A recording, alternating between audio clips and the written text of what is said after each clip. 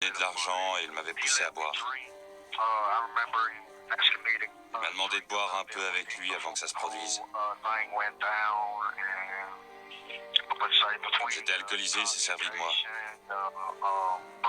Il manipule les gens en leur faisant peur. C'est un mélange de tout ça. Si j'avais pas bu autant et si Tony n'avait pas été là ce jour-là, ce serait jamais arrivé. Jamais ce genre d'idée ne m'avait traversé l'esprit avant. Jamais j'aurais fait ça. On voit aussi des individus qui gagnent la confiance des enfants afin d'avoir une victime qui, premièrement, se laissera faire sans chercher à se défendre ni à en parler, et deuxièmement, qui se dira « Ces personnes sont gentilles avec moi, je les aime bien, elles s'occupent de moi et grâce à elles, je me sens bien. » Mais d'un autre côté, ce qu'elles font est mal. Ça crée une dissonance cognitive.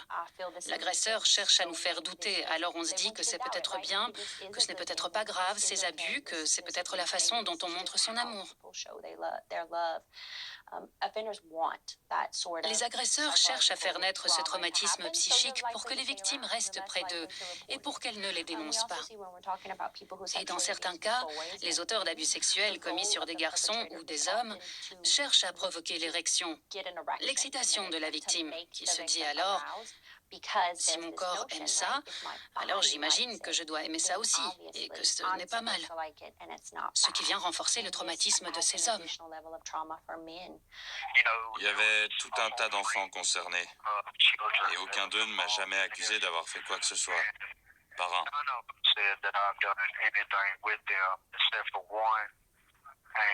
Au bout d'un moment, quand les souvenirs me sont revenus, j'ai su que j'avais mal agi et que ça ne se reproduirait jamais.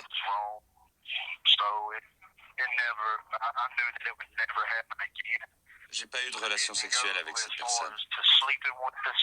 Mais il y a eu des attouchements, ce genre de choses. En grandissant, j'ai compris que c'était mal. Et ça m'a vraiment beaucoup travaillé.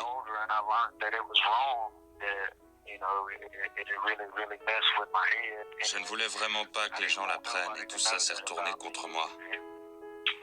Parce qu'ils n'ont eu qu'une version de l'histoire. Puis, ils ont monté ça en épingle. Ils m'ont fait passer pour un horrible monstre. Ils ne connaissent pas mon histoire.